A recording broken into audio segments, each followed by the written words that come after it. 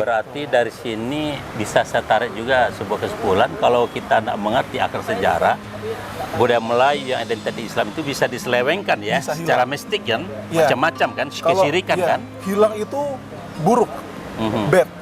Tapi dilencengkan itu worst, jauh lebih buruk. Kalau hilang berarti kan dia ada kemudian Tapi tidak ada. Tapi diselewengkan, Diselewengkan, ada ngeri. beban yang lain kan. Bebannya lain. Oh. Orang akan punya mispersepsi Ya. dengan budaya kita karena diselewengkan, dan ternyata usaha penyelewengan itu Ada, betul adanya. ada. Buktinya gimana?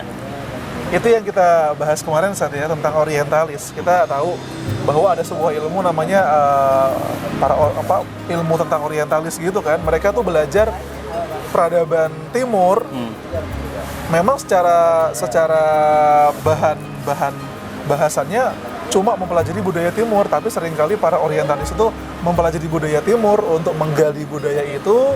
Dan karena emang para orientalis ini orang-orang Eropa, mereka punya dendam sejarah sama Islam. Iya. Akhirnya terjadi sebuah sebuah implikasi, mereka belajar budaya timur dalam tanda kurung untuk mempelajari budaya Islam, sehingga mereka bisa melakukan penyelewengan dengan budaya-budaya Islam ini. Yang saya sebutkan yang tadi malam Ustaz, Ya.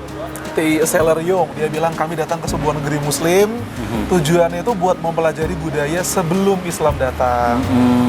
Jadi tampilannya bagi generasi Sebelum Islam datang, Ya. biar nanti anak-anak muda zaman sekarang tahunya budaya ma qoblal Islam, before Islam. Islam. Ya.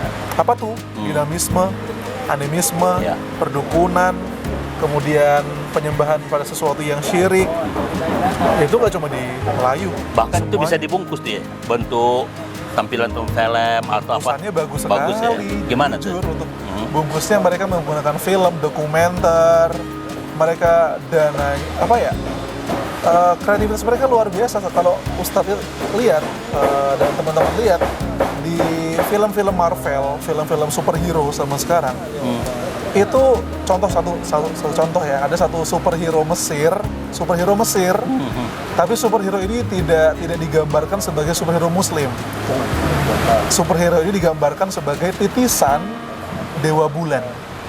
Jadi seakan-akan kalau dilihat dengan cermat, membuat orang Mesir itu bangga dengan dewa-dewa Mesir kuno.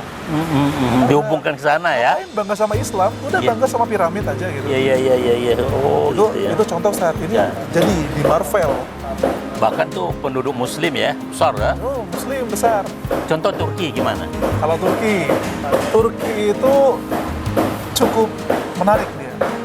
Turki ini ketika terjadi sekularisasi, ya kan, orang-orang Turki itu dibawa untuk memahami bahwa orang Turki itu adalah bangsa. Orang Turki tanpa Islam itu ternyata bisa-bisa saja. Sana ujungnya. Dibuat sebuah narasi, Ya. namanya ideologi Tauranisme, bangga dengan nasionalisme keturkian.